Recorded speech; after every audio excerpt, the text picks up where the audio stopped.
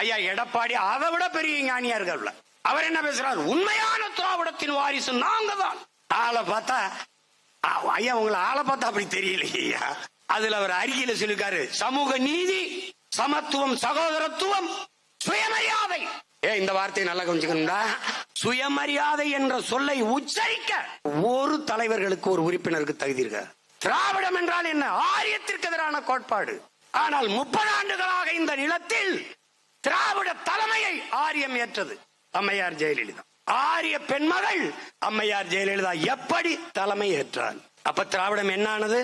அதிமுகவில் இருக்கிற ஒரு தலைவர் மக்கள் ஒருவராவது அந்த அம்மாவுக்கு முன்னாடி நிமிர்ந்து நின்று பேசினேன் நான் என்று யாராவது சொல்ல முடியுமா? ஏன்னா எங்க மாமா காளிமுத்து இப்படி குனிஞ்சு பேசியிருக்க மாட்டாங்க. ஏன்னா ஒரு பெருந்தலைவர், பேரறிஞர். மத்த எல்லாரும் இங்க வருங்க.